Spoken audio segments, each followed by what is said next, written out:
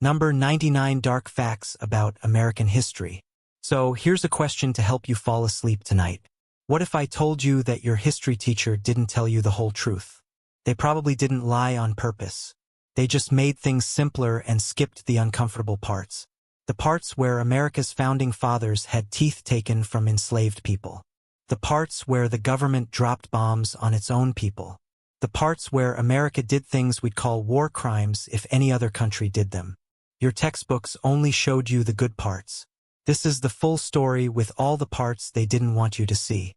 Over the next few hours, we're going to talk about 99 facts about American history that are completely true, totally proven, and almost never talked about in polite conversations. Some will make you angry. Some will make you uncomfortable. And hopefully all of them will make you sleepy while also making you think. If you enjoy falling asleep to history's darkest corners, go ahead and subscribe. Hit that like button if you like learning things that make dinner conversations awkward. Now get comfortable. Maybe grab some water, and let's start with something cheerful, like cannibalism. 1. The Starving Times Dark Secret ***. Let's start with something cheerful, shall we? Jamestown, 1609. The colony was barely surviving, and winter was especially harsh that year. They called it the Starving Time. Out of 500 colonists, only 60 survived. And here's where it gets uncomfortable. They ate each other. Not as a saying, but for real. Scientists found a 14-year-old girl's skull in 2013. They called her Jane.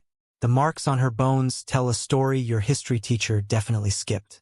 Her skull had been broken open, her brain removed and eaten by desperate settlers who had already eaten their horses, their dogs, and their morals. The cuts were careful, almost like surgery. Someone took their time. Sleep tight with that image. 2. The Thanksgiving They Don't Mention ***. Speaking of meals gone wrong, let's talk about Thanksgiving. Not the one you're thinking of. 1637, Connecticut. The Pequot people are having a normal day when English Puritans and their Narragansett partners surround their village near the Mystic River. What happens next isn't a harvest celebration. It's a massacre. 700 Pequot people, mostly women and children, were burned alive or killed with swords as they tried to escape. The soldiers celebrated afterward with a feast and called it a day of Thanksgiving. Governor John Winthrop called it a sweet sacrifice. William Bradford wrote that it was a scary sight to see them burning in the fire. This wasn't a small event. This was official government policy, celebrated and blessed. They gave thanks for genocide, basically. 3. Pocahontas was 11 ***. Remember Disney's Pocahontas? Yeah, throw that entire movie in the garbage. When Pocahontas, whose real name was Amanuda, met John Smith in 1607, she was around 11 years old. Smith was 27. There was no romance, no love song on a cliff. In 1613, when she was about 17, English colonists kidnapped her, held her prisoner for a year, forced her to become Christian, gave her the new name Rebecca, and married her off to tobacco farmer John Rolfe. She died at 21 in England, possibly from pneumonia, possibly from poison, definitely far from home. The real story isn't romantic. It's kidnapping dressed up as diplomacy. 4. Franklin's Turkey Vendetta ***. Benjamin Franklin had a lot of opinions about a lot of things. In 1784, he wrote to his daughter Sarah, expressing his deep disappointment that the bald eagle had been chosen as America's national symbol. His complaint: the eagle was a bird of bad moral character who doesn't earn his living honestly. Apparently, Ben had watched too many eagles stealing fish from hardworking ospreys and decided this was unacceptable behavior for a national mascot. His alternative? The turkey. Yes, really. He called it a respectable bird and a true original native of America. He praised its courage, claiming a turkey would attack a British soldier who invaded his farmyard. His campaign failed, obviously. 5. The Midnight Ride You Never Heard About ***. April 26, 1777. Sybil Luddington, 16 years old, rides 40 miles through the New York countryside in the dark, alone. She's warning militia members that the British are burning Danbury, Connecticut. She rides twice the distance Paul Revere did, through harder land, in worse weather. And she's a teenage girl in the 1700s when women weren't exactly encouraged to go riding around on horseback at midnight. She used a stick to knock on doors and fight off possible attackers. By dawn, she'd gathered 400 men who marched to face the British. No one wrote a poem about her. Henry Wadsworth Longfellow never made her famous in verse that schoolchildren would memorize for centuries. Paul Revere got the glory. Sybil got a historical footnote. 6. The woman who almost started it all ***. February 26, 1775. Sarah Tarrant stands in a cold Salem street, watching British soldiers trying to take colonial cannons. Sarah, apparently tired of waiting, starts yelling at the soldiers. She's loud, she's fearless, and she's walking right up to armed men in red coats who are definitely not in a playful mood. One soldier, Lieutenant Colonel Alexander Leslie, gets so fed up he points his loaded gun directly at her chest. For a moment, the entire revolution balances on whether this man pulls his trigger. He doesn't. They stare at each other. Sarah refuses to back down. And eventually, the British troops leave without the cannons or any bloodshed. 7. When tarring and feathering wasn't funny ***. The Boston Tea Party era wasn't all throwing tea into harbors. The Sons of Liberty had a favorite punishment for tax collectors and British loyalists: tarring and feathering. And despite what cartoons might suggest, this wasn't some funny joke. The tar was heated to burning temperatures, over 280 degrees Fahrenheit, often hotter. They'd strip the victim naked, paint them with this boiling tar, then cover them in feathers before walking them through town. The tar burned through skin layers. Removing it later often meant removing the skin with it. Some victims died from the burns. Others died from infections afterward. When Massachusetts nearly fell apart ***. 1786, Massachusetts farmers are drowning in debt, and the state government is taking their land to pay it off. Daniel Shays, a Revolutionary War veteran, looks around at fellow farmers losing everything and decides the American Revolution wasn't supposed to end like this. So he leads about 4,000 men in an armed rebellion against the state government. They shut down courts to prevent foreclosures. They march on the Federal Armory in Springfield to take weapons. The state militia eventually crushes the rebellion in February 1787, but the damage is done. The rebellion scared the Founding Fathers so badly they held the Constitutional Convention later that year. 9. The state that wasn't ***. 1784, Western North Carolina settlers are tired of being ignored by their state government. So they do what any reasonable Americans would do. They leave and create their own state. They call it Franklin after Benjamin, hoping he'll help them get congressional recognition. He doesn't. For 5 years, the state of Franklin operates with its own constitution, its own legislature, its own money. They even paid some taxes in animal skins because why not make things weird? By 1789, the entire experiment collapses. Franklin's governor, John Sevier, gets arrested for treason but is later pardoned and eventually becomes Tennessee's first governor. 10. Texas's forgotten failed state ***. 1869. The Civil War is over, but Texas is still full of people with strong opinions about government authority. In Van Zandt County, a group of locals decides they're done with both Texas and the United States. So they declare the Free State of Van Zandt. They appoint their own officials, refuse to pay taxes, and generally act like they've created a real breakaway republic. The problem? Both Texas and the U.S. Army still exist and remain unconvinced. Texas sends a group which arrives drunk. There's a brief armed fight that somehow doesn't result in mass deaths. The U.S. Army shows up shortly after, and that's essentially the end of the Free State of Van Zandt. 11. The German state that almost was ***. 1840s. 7,000 German immigrants arrive in Texas with an ambitious plan. Create New Germany, a German-speaking state within Texas, possibly independent from it entirely. What they got was land far from water sources, brutal Texas heat, and Comanche raids that the organizers somehow forgot to mention in the brochures. The organization managing the whole thing made spectacularly bad financial decisions, spending money on fancy parties in Houston while settlers were dying of disease in tent camps. The dream of an independent New Germany died slowly and miserably. Some settlements like Fredericksburg survived and still have German heritage today. 12. Drake's California colony nobody noticed ***. 1579, Sir Francis Drake sails up the California coast, lands somewhere near modern San Francisco, plants a brass plate claiming the territory for Queen Elizabeth I, and calls it New Albion. Then he leaves. Britain proceeds to completely ignore this claim for centuries, while Spain colonizes the entire area anyway.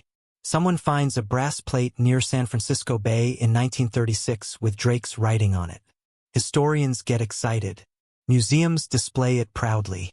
Everyone celebrates this discovery for 40 years until metal testing in 1977 reveals it's a fake, probably planted as a prank. 13.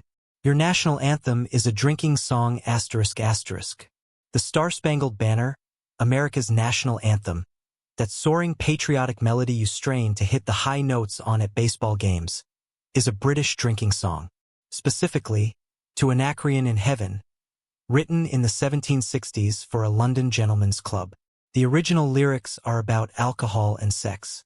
Naturally, Francis Scott Key, watching the British bombardment of Fort McHenry in 1814, apparently heard this tune in his head and thought, yes, perfect for a poem about perseverance and national pride.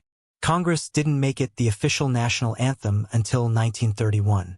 So every time you hear it at a sporting event, remember, British drinking song. 14.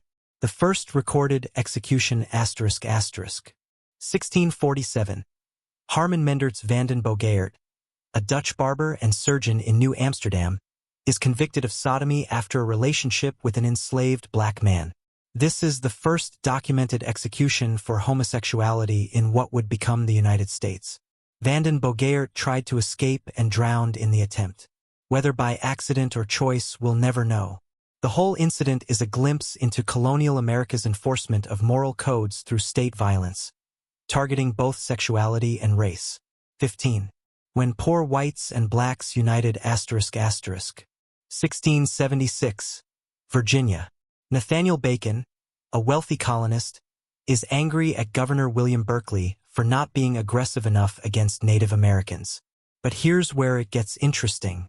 Bacon rallies poor white farmers and black enslaved people together in armed rebellion against the Virginia elite. For a moment, class solidarity crosses racial lines in colonial Virginia, and the ruling class absolutely panics. Bacon dies of dysentery, and the whole thing collapses. But Virginia's wealthy plantation owners learned a terrifying lesson. Poor whites and blacks working together could destroy their entire system. So they enacted slave codes specifically designed to divide poor whites from enslaved blacks. Bacon's rebellion didn't free anyone. It led directly to the legal creation of racial slavery. 16. The war America lost then pretended it won ***. The War of 1812. Americans learn in school that we won this war. We didn't. Let's be clear. America's stated goal was conquering Canada. We invaded Canada multiple times. We lost every time. The British burned Washington, D.C., including the White House. Both sides signed a treaty on Christmas Eve 1814, which essentially said, let's just forget this happened and go back to how things were before. But America desperately needed a win for national morale. So we spun it as a victory. We've been teaching it as a win ever since. 17. The War over a Pig ***. 1859, San Juan Island, disputed territory between America and Britain. An American farmer named Lyman Cutler finds a pig eating his potatoes. The pig belongs to an Irishman working for the British Hudson's Bay Company. Cutler shoots the pig. This nearly causes a war between two global powers. Both sides send military forces to the island. 66 American soldiers face 5 British warships. Tensions build for weeks. Eventually, calmer heads prevail. They maintained a joint military occupation for 12 years. Kaiser Wilhelm I of Germany settles the dispute in 1872 and awards the island to the United States. Final casualty count: 1 pig. 18. The illegal overthrow of Hawaii ***. 1893. Hawaii is a sovereign nation with its own monarchy. Queen Liliuokalani is trying to restore power to native Hawaiians and limit the influence of American sugar plantation owners. The plantation owners don't like this, so they stage a coup.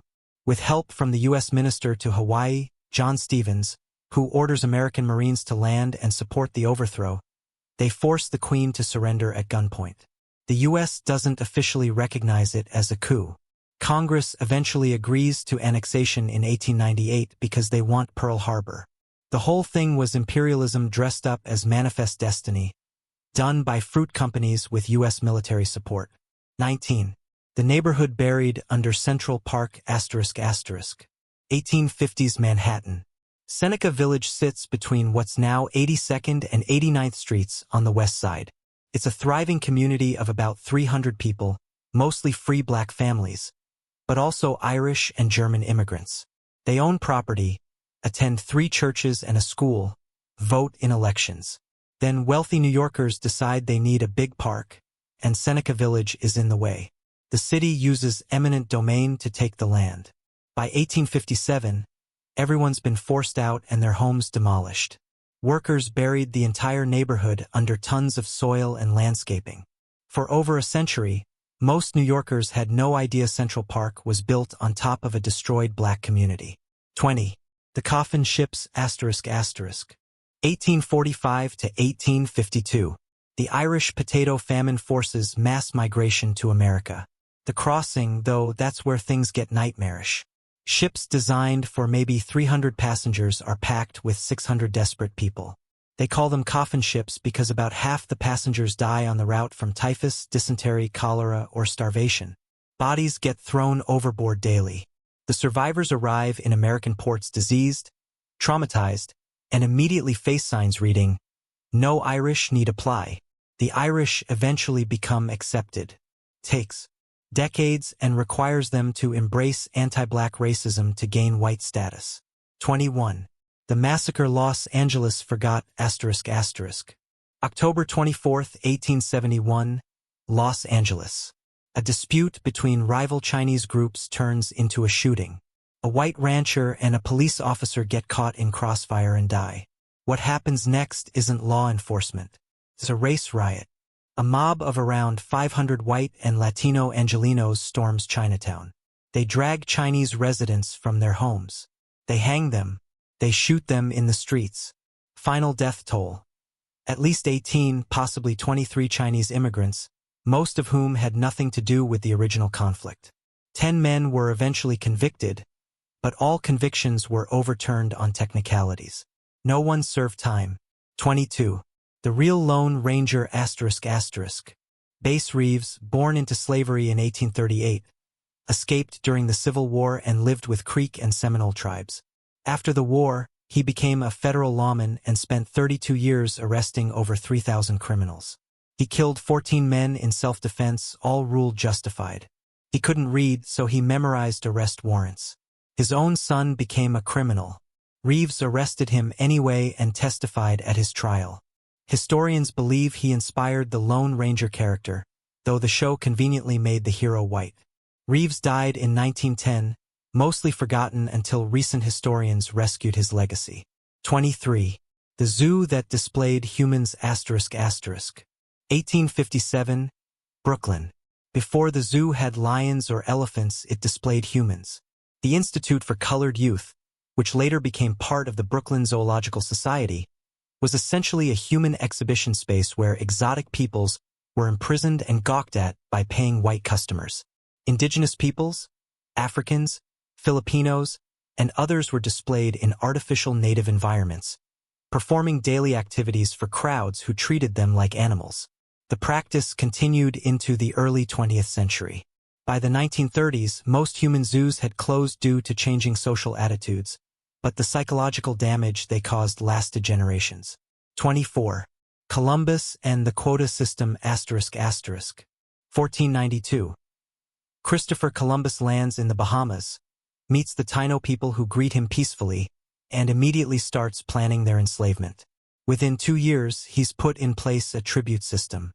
Every Taino person over 14 must deliver a quota of gold dust every 3 months. If they deliver, they get a copper token to wear around their necks. If they don't deliver, because spoiler, there wasn't much gold there, Columbus's men cut off their hands and let them bleed to death. The Taino population collapsed from disease and violence. Within 50 years, they were nearly extinct. 25. The teeth in Washington's mouth ***. George Washington's dentures are museum pieces now, and they're nightmare fuel. Historians spent years saying they were wooden. They weren't. They were crafted from hippopotamus ivory, gold, lead, and human teeth. Those human teeth? Extracted from enslaved people. Washington's financial records from 1784 show a payment to Negroes for 9 teeth, in the amount of £6, 2 shillings. Washington wore these devices made partly from the teeth of people he owned while leading a revolution based on liberty. The cognitive dissonance is staggering. 26. Edison's electrocuted elephant ***. Thomas Edison has a reputation as a brilliant inventor. The reality is Messier. The late 1880s, Edison promoted DC power while rival George Westinghouse pushed AC power. Edison, losing the commercial battle, launched a propaganda campaign to make AC seem dangerous. He paid for public demonstrations where dogs and cats were electrocuted using AC current. In 1903, he arranged the electrocution of Topsy, a circus elephant, using AC power and filmed it. The film Electrocuting an Elephant still exists. You can watch it. It's exactly as disturbing as it sounds. 27. The flight before the Wright brothers ***. December 17, 1903. The Wright brothers achieved powered flight at Kitty Hawk. History settled, right? Except possibly not. August 14, 1901. Bridgeport, Connecticut. Gustav Whitehead, a German immigrant, allegedly flew a motorized aircraft called the No. 21 for half a mile at 50 feet altitude. Multiple newspaper accounts reported it. Witnesses signed statements. A photo exists, though its authenticity is debated. The Smithsonian has spent over a century insisting the Wrights were definitively first. The controversy still rages among aviation historians. 28.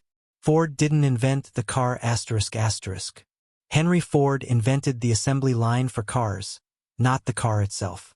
That was Carl Benz in Germany, 1886. Ford's innovation was making cars affordable through mass production and, less admirably, through brutal worker mistreatment. But Ford also paid investigators to spy on workers' private lives, fired them for drinking or having the wrong home life, and published anti-Semitic propaganda in his newspaper. He was so influential in spreading anti-Semitism that he's the only American mentioned in Hitler's Mein Kampf. In 1938, Ford accepted the Grand Cross of the German Eagle from Nazi Germany. 29. Washington crossed with ferries ***. The famous painting of Washington crossing the Delaware gets everything wrong.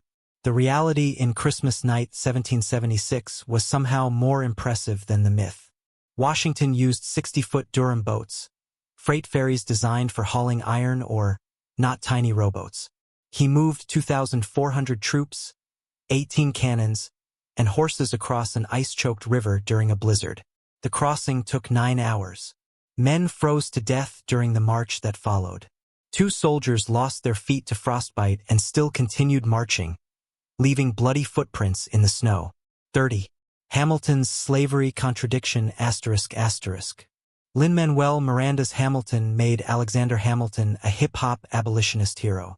The reality is significantly more complicated. Hamilton married into the wealthy Schuyler family, who definitely owned enslaved people. Hamilton himself likely owned enslaved people, though he may have legally held them for his wife and her family. He was a founding member of the New York Manumission Society in 1785, which advocated gradual abolition, while many members, including Hamilton, continued benefiting from slavery. Hamilton's financial system was partly funded by tariffs on goods produced by enslaved labor. He opposed slavery philosophically but wasn't willing to sacrifice politically or economically to end it. 31. Lincoln's journey on black rights ***. Abraham Lincoln freed the slaves, so he must have believed in racial equality, right? Not exactly. During his 1858 debates with Stephen Douglas, Lincoln explicitly stated he opposed black people voting, serving on juries, or holding office. He said, "I am not, nor ever have been, in favor of bringing about in any way the social and political equality of the white and black races." His views evolved during the Civil War. By 1865, he supported limited black suffrage for educated black men and Union veterans. Lincoln died before Reconstruction, so we'll never know how far his views might have shifted. 32. The Proclamation that Freed No One ***. January 1, 1863. The Emancipation Proclamation declares all enslaved people in rebel territories free. Here's what it doesn't do. Free enslaved people in border states loyal to the Union or in areas of the Confederacy already under Union control. So initially it freed exactly 0 people because it only applied to areas where Lincoln had no authority to enforce it. The proclamation's real power was symbolic and strategic. It reframed the war as a fight against slavery, making European intervention on behalf of the Confederacy politically impossible. 33. Before Rosa, there was Claudette ***. March 2, 1955, Montgomery, Alabama. Claudette Cole, then 15 years old, refuses to give up her bus seat to a white woman. She's arrested, dragged off the bus by police, and charged with violating segregation laws. This is 9 months before Rosa Parks's more famous protest. So why isn't Claudette Cole then a household name? The NAACP and local civil rights leaders decided she wasn't the right symbol for their desegregation campaign. She was dark-skinned, poor, and she became pregnant by an older man shortly after her arrest. She was deemed not respectable enough to be the face of the movement. 34. The man who started and ended with the war ***. April 12, 1861. Edmund Ruffin, a 67-year-old Virginia fire-eater, a term for radical pro-slavery advocates, fires one of the first shots at Fort Sumter, starting the Civil War. For 4 years, he celebrates Confederate victories and despairs at defeats. April 9, 1865. Lee surrenders at Appomattox. Ruffin can't accept it. June 18, 1865.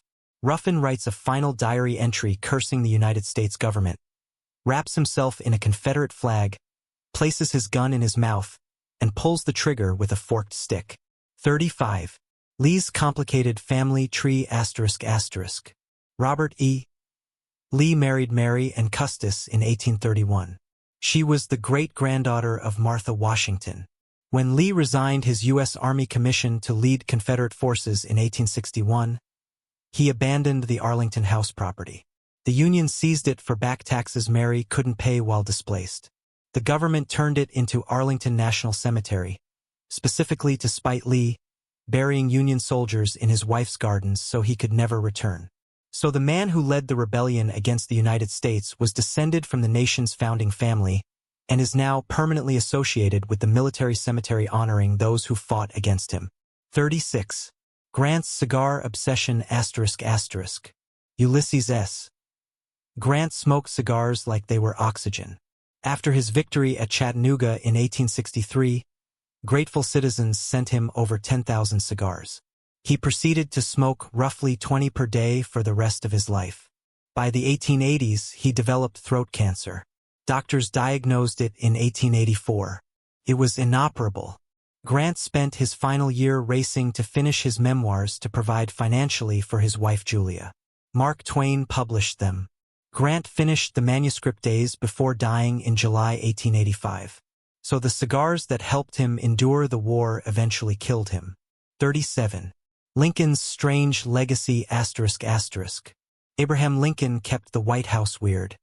His son Tad during the Civil War had a pet pony that he occasionally rode through the White House. But here's where the Lincoln family legacy gets really unsettling. Robert Todd Lincoln, Abraham's oldest son, was present at or near 3 presidential assassinations.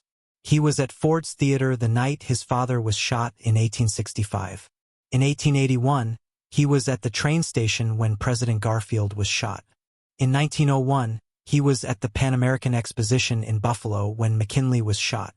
After McKinley's assassination, Robert Lincoln refused all future presidential invitations. 38. Johnson's drunk inauguration ***. March 4, 1865. Andrew Johnson's about to be inaugurated as vice president. He's feeling unwell, so he drinks several glasses of whiskey for courage. This is a mistake. He gets absolutely plastered, then delivers his inaugural speech to the Senate while visibly drunk. He rambles incoherently about his humble origins as a tailor, slurs his words, and has to be physically supported by colleagues. 6 weeks later, Lincoln is assassinated, and Johnson becomes president, beginning a disastrous term that culminates in his impeachment. 39. The amendment that required force ***. The 14th Amendment, ratified in 1868, granted citizenship to all people born in the United States, including formerly enslaved people, and promised equal protection under law. Here's how it was actually ratified. Most southern states initially rejected it. Congress responded by making ratification a condition for readmission to the Union. Essentially, states had to approve the amendment or remain under military occupation without congressional representation. The Equal Protection Clause wouldn't be seriously enforced for nearly a century. 40. The coup that succeeded ***. November 10, 1898, Wilmington, North Carolina. The city has an integrated government with black elected officials and white Republicans in power. White supremacists decide this is unacceptable. Led by Alfred Waddell, a Confederate veteran, they orchestrate the only successful coup in American history. Approximately 2,000 armed white men storm the city. They destroy the offices of the Daily Record, a black-owned newspaper. They shoot black residents in the streets. Official death toll estimates range from 14 to over 300. They force the resignation of the city's legally elected officials at gunpoint. No one is prosecuted. 41. Black Wall Street burned from the sky ***. May 31st to June 1st, 1921, Tulsa, Oklahoma. The Greenwood District, known as Black Wall Street, is the wealthiest black community in America. Then Dick Rowland, a black teenager, allegedly assaults a white elevator operator named Sarah Page. White mobs invade Greenwood. They shoot residents, loot homes, and burn buildings. Here's the part that should terrify you. They drop firebombs from private planes. This is the first aerial bombing of an American city by Americans. 35 city blocks are destroyed. Realistic estimates range from 100 to 300 dead. No one was prosecuted. 42. The summer that burned ***. 1919. World War I just ended. Black soldiers returned home after fighting for democracy abroad. Instead, they get red summer. Between April and November, at least 25 race riots erupt across America. Chicago, Washington, D.C., Elaine, Arkansas, Omaha, Charleston. White mobs attack black neighborhoods, businesses, and people. In Elaine, Arkansas, white mobs kill between 100 and 247 black sharecroppers who'd been organizing for better pay. By autumn, estimates suggest over 200 black Americans were killed nationwide. 43. The boy who became a symbol ***. August 1955. Emmett Till, 14 years old, visits relatives in Money, Mississippi. At a grocery store, he allegedly whistles at Carolyn Bryant, a white woman. 3 days later, Bryant's husband Roy and his half-brother J.W. Millam kidnap Emmett from his great-uncle's house at 2 a.m. They beat him brutally, shoot him in the head, tie a 70-pound cotton gin fan to his neck with barbed wire, and dump his body in the Tallahatchie River. His mother, Mamie Till, insists on an open-casket funeral. Roy Bryant and J.W. Millam are tried and acquitted by an all-white jury after 67 minutes of deliberation. 44. The study that lasted 4 decades ***. 1932, Tuskegee, Alabama. The U.S. Public Health Service begins a Tuskegee study of untreated syphilis in the Negro male. They recruit 600 black men and tell them they're receiving free health care for bad blood. They're not. The men with syphilis receive no treatment, not even when penicillin becomes the standard cure in the 1940s. For 40 years, doctors watch these men deteriorate, go blind, lose their minds, die slowly. The study violated every ethical principle of medicine and destroyed black communities' trust in healthcare, effects still measurable today. 45. The camps we built ***. February 1942. 2 months after Pearl Harbor, President Franklin Roosevelt signs Executive Order 9066. 120,000 people, 2/3 of them American citizens, are forced from their homes with days' notice. They're sent to internment camps in remote locations: deserts, swamps, mountains. Meanwhile, about 11,000 German Americans and Italian Americans are also interned, but it's less publicized and less comprehensive. In 1988, Reagan signs the Civil Liberties Act, apologizing and providing reparations, $20,000 per survivor. 46. The murder that got probation ***. June 1982, Detroit. Vincent Chin, a Chinese-American man, is celebrating his bachelor party at a strip club. Ronald Ebbins and Michael Nitz, 2 white auto workers, are also there. They blame him for Japan's success in the auto industry. Ebbins and Nitz hunt him down, find him at a McDonald's 20 minutes later, and beat him with a baseball bat. Chin dies 4 days later. They plead guilty to manslaughter. Judge Charles Kaufman sentences them to 3 years probation and $3,700 in fines each. No jail time. 47. The languages that won wars ***. World War I, World War II. The U.S. military has a communication problem. Enemy forces keep breaking their codes. Solution: use Native American languages. 26 different tribes serve as code talkers across both wars. In World War II, Navajo code talkers become legendary. Their language is unwritten, complex, and completely unfamiliar to Japanese code breakers. Here's the irony that should keep you awake. While these men used their languages to defend America, the U.S. government was running boarding schools that punished Native children for speaking those same languages. 48. The airmen who never lost a bomber ***. 1941. The U.S. military is segregated. The idea of black pilots is considered absurd by military leadership. Then the Army Air Force establishes a training program for black pilots at Tuskegee, Alabama. The Tuskegee Airmen face inferior training facilities, racist instructors, and expectations they'll fail. They don't. Flying P-51 Mustangs with distinctive red tails, they escort bombers over Europe. Here's their record: 1,578 missions. Not a single bomber lost to enemy fighters under their escort. 0. They return home to a segregated America where they can't vote in some states, can't eat in certain restaurants, face violence for wearing their uniforms. 49. Blankets as weapons ***. 1763 to 1784. Smallpox ravages Native American populations throughout colonial history, but sometimes it's not accidental. Fort Pitt, Pennsylvania, 1763.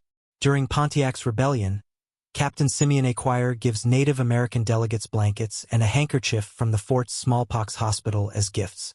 He documents this in his journal, explicitly hoping to spread the disease. This is documented biological warfare, perhaps the first in North America. Native populations declined by roughly 90% after European contact, with disease being the primary killer. 50. The night the cops lost ***. June 28, 1969, 1 a.m., Stonewall Inn, a mafia-run gay bar in Greenwich Village. Police raid it, which happens regularly. Usually patrons comply, get arrested, pay fines, go home humiliated. Not tonight. Someone throws something at the cops.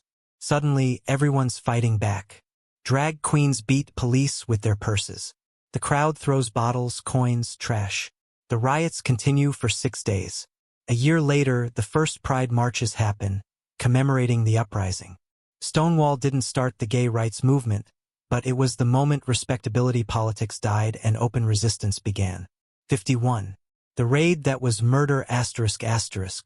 December 4, 1969, 4:45 a.m., Chicago. 14 police officers raid an apartment where Black Panther leader Fred Hampton lives. They fire between 82 and 99 shots. The Panthers fire exactly 1 shot. Fred Hampton, 21 years old, is shot twice in the head while sleeping in his bed. The FBI had drugged Hampton through an informant, William O'Neill, his head of security, who gave him barbiturates in his drink that night. This wasn't a raid. It was an assassination. 52. The attack that never happened ***. August 4, 1964. Gulf of Tonkin, Vietnam. The USS Maddox reports being attacked by North Vietnamese patrol boats. This second attack probably never happened. The night was dark, seas were rough, radar operators were jittery, and later analysis suggests they were tracking their own ship's propeller echoes. President Johnson ignores the doubts. Congress passes the Gulf of Tonkin Resolution, giving Johnson authority to escalate military involvement without declaring war. This becomes the legal basis for the entire Vietnam War. 58,220 Americans die. In 2005, the NSA declassifies documents confirming the second attack never occurred. 53. Operation Paperclip's Nazi Scientists ***. 1945. World War II ends. The Allies discover Germany's advanced rocket technology and immediately start recruiting the scientists who built it. Problem: many of these scientists are Nazis. Some were SS members. Some used concentration camp slave labor. Solution: lie about it. Operation Paperclip brings over 1,600 German scientists, engineers, and technicians to America. Werner von Braun, who used slave labor from Mittelbau concentration camp where 20,000 prisoners died, becomes NASA's chief architect and designs the Saturn V rocket that puts Americans on the moon. 54. MKUltra's unwitting test subjects ***. 1953 to 1973. The CIA runs MKUltra, a mind control research program involving over 150 human experiments. They dose unwitting Americans with LSD and other drugs to test behavior modification techniques. One CIA employee, Frank Olson, is given LSD without knowledge. He has a mental breakdown and dies after falling from a hotel window 9 days later. Ken Kesey, author of One Flew Over the Cuckoo's Nest, was an MKUltra test subject. So was Unabomber Ted Kaczynski while at Harvard. The program is exposed in 1975. No one was prosecuted. 55. The business plot against FDR ***. 1933. Franklin Roosevelt is president. The New Deal threatens corporate profits. According to Marine Corps Major General Smedley Butler, a group of businessmen and financiers approached him to lead a military overthrow of Roosevelt and install a fascist government. Butler testifies before Congress that the plotters wanted to create an organization of veterans to march on Washington. The McCormack-Dickstein Committee investigates and confirms parts of Butler's testimony. However, the final report is diluted, names are redacted, and no prosecutions occur. 56. COINTELPRO's War on Dissent ***. 1956 to 1971.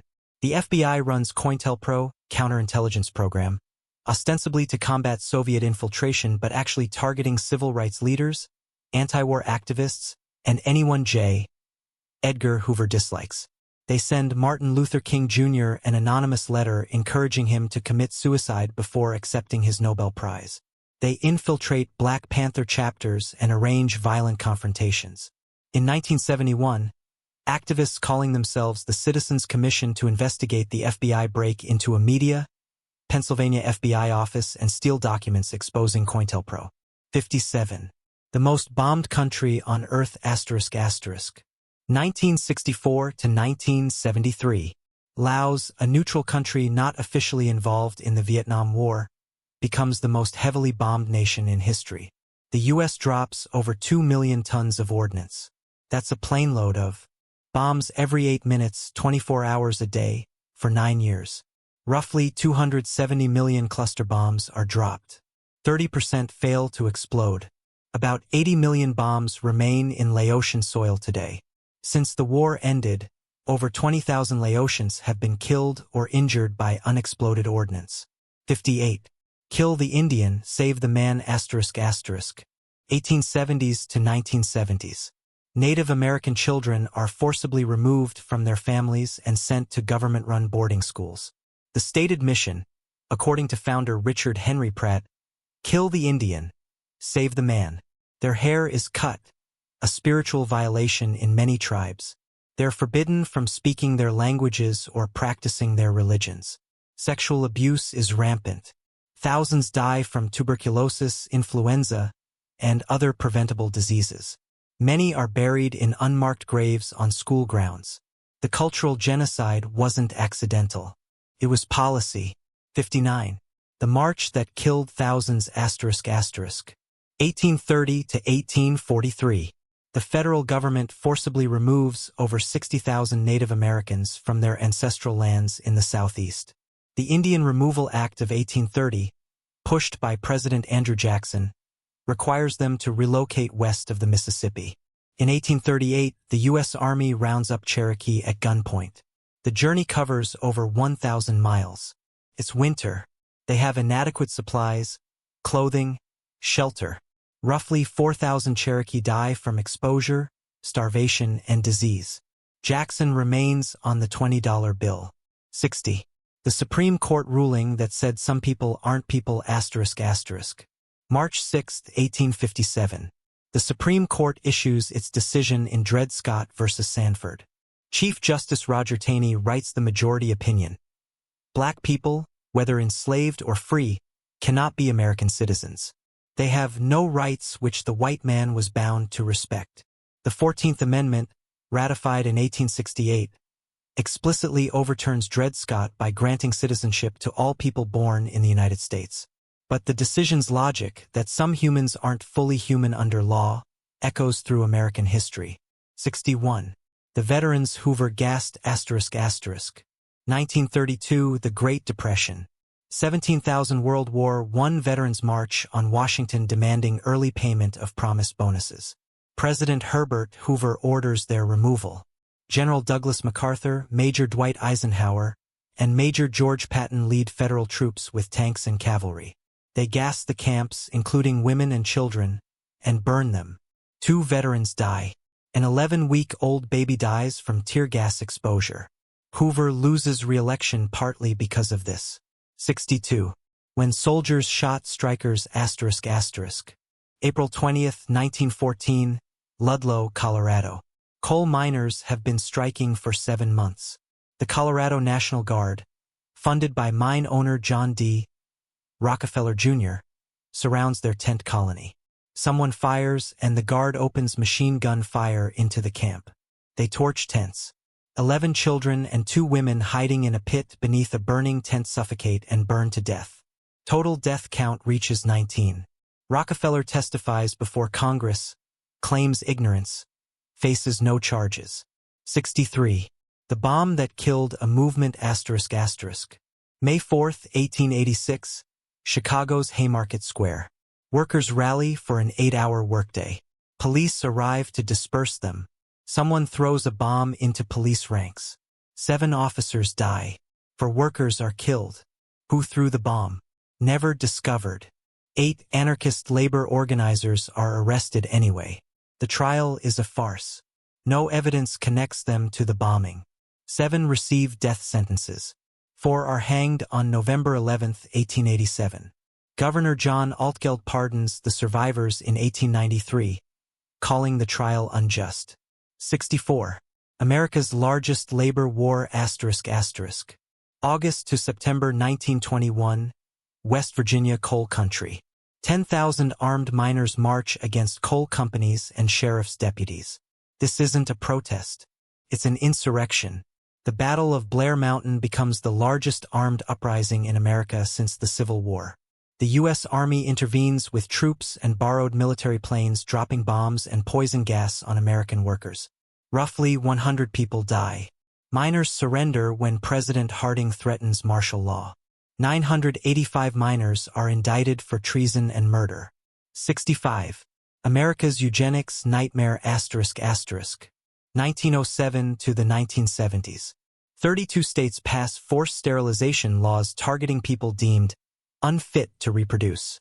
Over 60,000 Americans are sterilized without meaningful consent. People with disabilities, those in mental institutions, prisoners, poor people, and disproportionately Black, Native American, and Latino populations. Carrie Buck, a Virginia woman, challenges her sterilization order in 1927. The Supreme Court rules against her 8-1. Justice Oliver Wendell Holmes writes, "3 generations of imbeciles are enough." Nazi Germany studied American eugenics programs before implementing their own. 66. Operation Wetback's brutal sweep ***. 1954. The Eisenhower administration launches Operation Wetback. Yes, that's the actual name. A mass deportation campaign targeting Mexican immigrants. Over 1 million people are deported, many without hearings or due process. American citizens of Mexican descent are swept up too. Estimates suggest thousands of legal residents and citizens are wrongly deported. Deportees are dumped in scorching desert locations without water. Some die from heat exposure. 67. The Massacre America Covered Up ***. March 16, 1968. My Lai Village, South Vietnam. Charlie Company soldiers, led by Lieutenant William Calley, enter searching for Viet Cong. They find civilians, mostly women, children, and elderly. Over 4 hours, they systematically murder between 347 and 504 unarmed villagers. The army covers it up for a year. Journalist Seymour Hersh exposes it in November 1969. 26 soldiers are charged. Only Calley is convicted. He serves 3.5 years under house arrest. 68. The day Philadelphia bombed itself ***. May 13, 1985. Philadelphia. MOVE, a black liberation group, occupies a house in a residential neighborhood. After a day-long standoff, Police Commissioner Gregor Sambor orders a helicopter to drop a bomb on the house's roof bunker. The resulting fire spreads. The police commissioner orders firefighters to let the fire burn. 11 people die, including 5 children. 65 houses burn to the ground. No criminal charges are filed. 69. Wounded Knee's final betrayal ***. December 29, 1890. Wounded Knee Creek, South Dakota. The 7th Cavalry surrounds a Lakota camp. They're confiscating weapons when someone's rifle discharges. Soldiers open fire with rifles and Hotchkiss guns, early machine guns. They massacre between 250 and 300 Lakota, mostly women and children.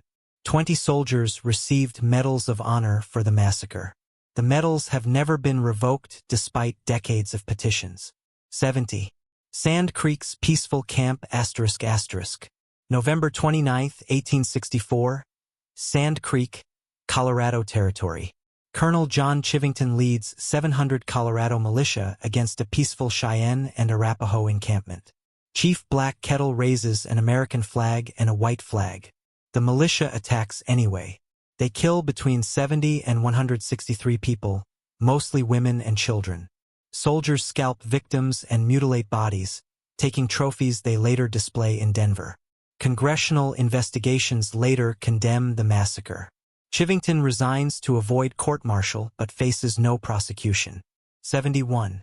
The Islands America Nuked ***. 1946 to 1958. The Marshall Islands become America's nuclear testing ground. The U.S. detonates 67 nuclear bombs there, including Castle Bravo in 1954, the largest American nuclear test ever at 15 megatons. The U.S. evacuates some islanders but conducts medical experiments on others, studying radiation effects without informed consent. Bikini and Inuiatak atolls remain too contaminated for habitation. The Marshallese suffer elevated cancer rates for generations. 72. The chemical that won't stop killing ***. 1961 to 1971. The U.S. military sprays 20 million gallons of herbicides over Vietnam to destroy jungle cover and crops. Agent Orange, named for the orange stripe on barrels, contains dioxin, one of the most toxic chemicals known. The Vietnamese Red Cross estimates 400,000 deaths directly caused by Agent Orange and 500,000 children born with birth defects. American veterans suffer too. Cancers, nerve disorders, children with birth defects. Vietnam still has dioxin hotspots. Children are still born with deformities today, 50 years later. 73. Iran-Contra's illegal arms pipeline ***. 1981 to 1986. The Reagan administration secretly sells weapons to Iran despite an arms embargo. They use the profits to illegally fund Contras in Nicaragua, violating the Boland Amendment that Congress passed to prohibit this exact thing. When exposed in November 1986, it becomes a massive scandal. 14 officials are indicted. 11 are convicted, but most convictions are vacated on technicalities or pardoned by President George H.W. Bush. No one serves significant time. 74. When America armed Saddam ***. 1980 to 1988. Iraq and Iran fight a brutal war. The U.S. supports Iraq. The Reagan administration provides Iraq with military intelligence. When Iraq uses chemical weapons against Iran and Kurdish civilians, killing thousands, the U.S. continues support. Donald Rumsfeld, as Reagan's special envoy, meets Saddam Hussein in 1983 to normalize relations. This support makes the first Gulf War in 1991 and the Iraq War in 2003 deeply ironic. America fights the dictator it previously armed. 75. Phoenix's assassination program ***. 1967 to 1971. The CIA runs the Phoenix program in South Vietnam, targeting Viet Cong infrastructure.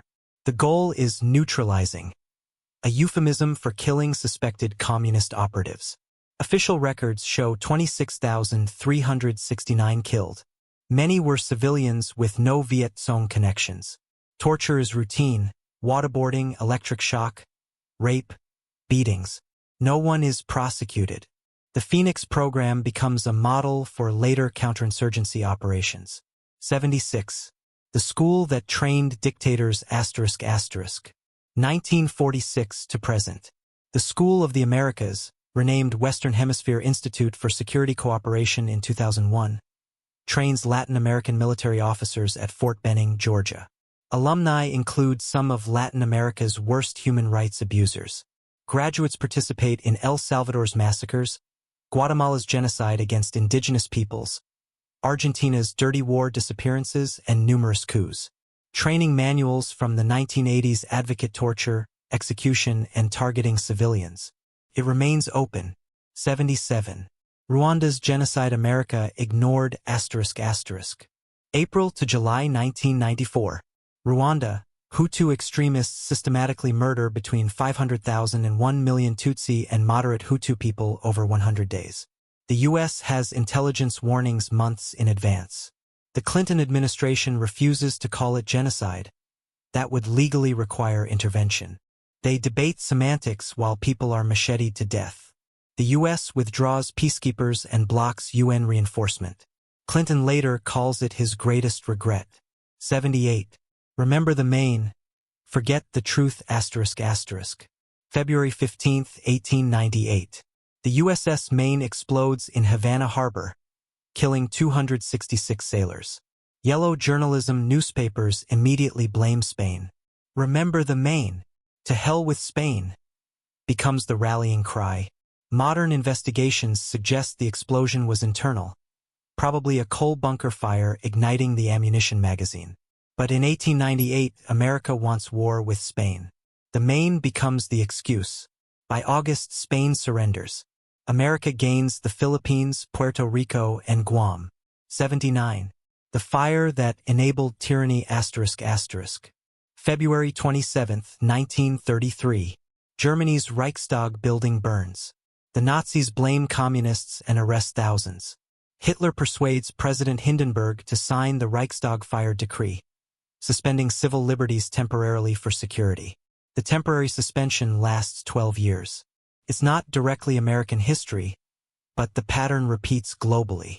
The Patriot Act, passed after September 11, 2001, follows similar logic: temporary emergency powers that become permanent. 80. The Civil War America bankrolled both sides ***. 1936 to 1939. Spanish Civil War. Officially, America remains neutral. Unofficially, American oil companies supply Franco's fascists.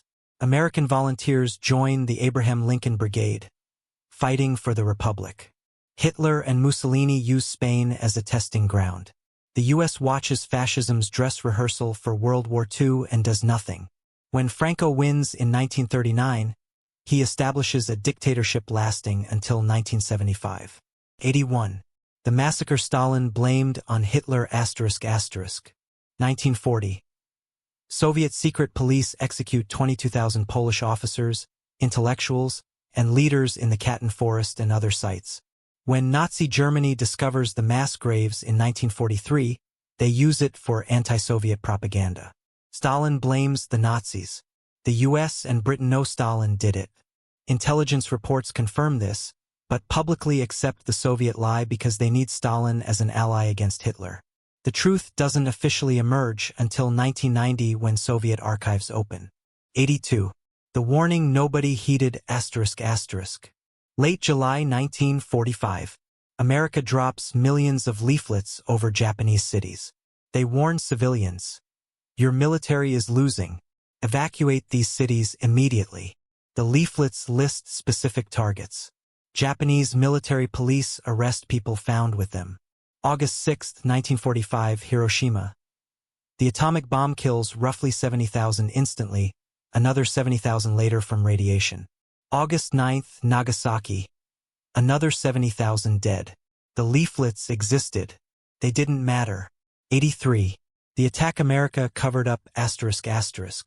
June 8, 1967. The USS Liberty, an American intelligence ship, operates in international waters during the Six-Day War.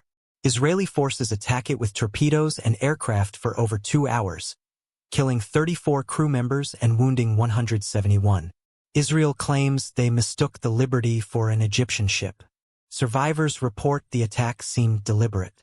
The Johnson administration accepts Israel's apology and calls it a tragic error. The truth remains classified. 84.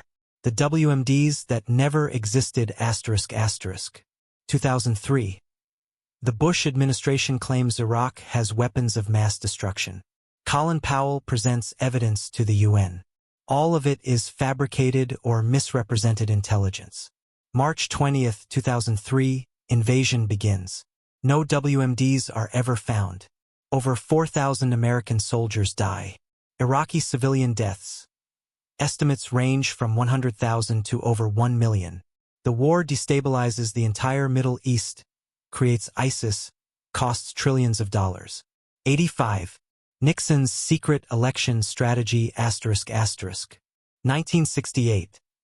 The Vietnam War is destroying Lyndon Johnson's presidency. Peace talks begin in Paris. Then presidential candidate Richard Nixon secretly contacts South Vietnamese President Nguyen Van Thieu, telling him to boycott the talks, promising a better deal if Nixon wins. Thieu withdraws from talks days before the election. Nixon wins narrowly. The war continues 4 more years. 20,000 more Americans die. Nixon's own tapes confirmed the sabotage. This is arguably treason. 86. The joke that almost started World War III ***. August 11, 1984. President Ronald Reagan is doing a sound check before his weekly radio address. He thinks the microphone is off. It isn't. Reagan jokes, "My fellow Americans, I'm pleased to tell you today that I've signed legislation that will outlaw Russia forever. We begin bombing in 5 minutes." The joke is broadcast live. Soviet forces go on alert. The Kremlin condemns it as unprecedentedly hostile. In 1994, Yeltsin admits they nearly launched a nuclear response. 87. When the World Court said America broke the law ***. 1984. Nicaragua. The CIA mines Nicaraguan harbors to damage the Sandinista government's economy. The World Court rules America's actions violate international law. The court orders the U.S. to stop mining and pay reparations. The Reagan administration's response: withdraw from the court's compulsory jurisdiction and ignore the ruling. No reparations were ever paid. The precedent is clear. International law applies to everyone except America when America decides it doesn't. 88. The factory that wasn't making weapons ***. August 20, 1998. President Clinton, amid the Monica Lewinsky scandal, orders cruise missile strikes on a pharmaceutical factory in Sudan. Intelligence allegedly links it to Al-Qaeda and chemical weapons production. Problem: the intelligence is wrong. The factory made legitimate medications, including half of Sudan's pharmaceutical supplies. No Al-Qaeda connection is proven. Human Rights Watch estimates tens of thousands of Sudanese died from lack of medicines the factory produced. 89. Mission accomplished except not at all ***. May 1, 2003. President George W. Bush lands on the USS Abraham Lincoln in a fighter jet wearing a flight suit. Behind him, a banner reads "Mission Accomplished." He declares major combat operations in Iraq over. It's been 6 weeks since invasion. The war continues for 8 more years. Over 4,000 more Americans die after this speech. Combat operations don't officially end until December 2011. That's 8 years of accomplished mission still being fought. 90. The kill lists in the Oval Office ***. 2009 to 2017. President Obama significantly expands the use of armed drones for targeted killings. The administration creates kill lists, officially the disposition matrix, reviewed personally by the president in regular meetings nicknamed Terror Tuesdays. Over 8 years, the administration launches at least 2,800 drone strikes. The Bureau of Investigative Journalism estimates between 384 and 807 civilians died, including children. 16-year-old American citizen Abdul Rahman al-Awlaki is killed in Yemen. 91. The first Red Scare's mass arrests ***. 1919 to 1920. The Russian Revolution terrifies American elites. Attorney General A. Mitchell Palmer, after anarchists bomb his house, orders mass arrests of suspected radicals. The Palmer raids, led by a young J. Edgar Hoover, round up over 10,000 immigrants in dozens of cities. They're arrested without warrants, held without charges, denied lawyers. 556 are eventually deported. Most detainees have done nothing illegal. 92. When being gay meant losing your job ***. Early 1950s. McCarthyism isn't just hunting communists. It's also purging gay people from federal employment. The Lavender Scare, running parallel to the Red Scare, argues homosexuals are security risks because they're vulnerable to blackmail. Between 1950 and 1965, estimates suggest 5,000 to 10,000 gay and lesbian federal employees are fired. President Eisenhower signs Executive Order 10450 in 1953, banning homosexuals from federal employment. It's not fully reversed until Clinton's 1995 Executive Order. 93. The radioactive breakfast experiment ***. 1940s and 1950s. The Atomic Energy Commission and Quaker Oats conduct experiments at the Walter E. Fernald State School in Massachusetts. They feed radioactive oatmeal to mentally disabled children without informed consent. Parents are told their kids are joining a science club getting nutritious food. The oatmeal contains radioactive iron and calcium tracers. Similar experiments happen nationwide. The Fernald School survivors settle for $1.85 million in 1998. 94. The committee that exposed CIA crimes ***. 1975 to 1976. Senator Frank Church chairs the Senate Select Committee investigating intelligence abuses. What they find is staggering. The CIA attempted to kill Fidel Castro roughly 638 times. Poisoned cigars, exploding seashells, contaminated diving suits, mafia hitmen, all failed. They also plotted against Patrice Lumumba in Congo, Rafael Trujillo in Dominican Republic, and others. The committee reveals the FBI's war against MLK, Panthers, and anti-war activists. 95. The friend whose death seemed too convenient ***. 1969. Fred Hampton is assassinated by Chicago police. But he's not the only black activist dying suspiciously during COINTELPRO. Multiple Black Panther members die in questionable circumstances. Suicides that don't look like suicides, accidents that seem too convenient. FBI documents prove surveillance and harassment.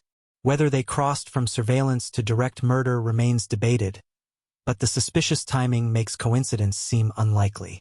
96. The genocide America pretended not to see ***. 1915 to 1917. The Ottoman Empire systematically murders 1.5 million Armenians. It's genocide. Forced marches, mass shootings, concentration camps, starvation. American diplomats report it. The U.S. government knows, but America stays neutral. The U.S. doesn't officially recognize it as genocide until Joe Biden does in April 2021, 106 years later. Hitler reportedly said, "Who remembers the Armenians? America remembered. It just didn't care enough to say so." 97. The caravan that occupied Wounded Knee ***. November 1972. Native American activists converge on Washington, D.C. in the Trail of Broken Treaties. They occupy the Bureau of Indian Affairs building for 6 days. The administration promises to address grievances but doesn't. Frustrated, the American Indian movement escalates. February 1973. They occupy Wounded Knee, South Dakota, site of the 1890 massacre. 200 activists hold the town for 71 days. 2 activists die. 1 federal agent is paralyzed. 98. Attica's deadly retaking ***.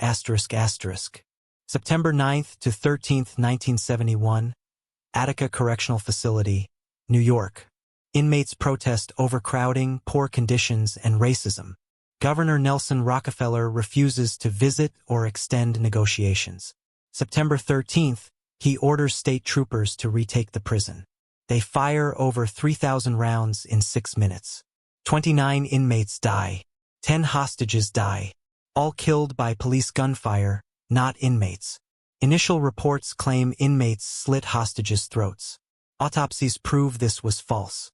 99. The riots where police arrested the victims ***. June 1943, Los Angeles. Mexican-American youths wear zoot suits, fashion that uses extra fabric during wartime rationing.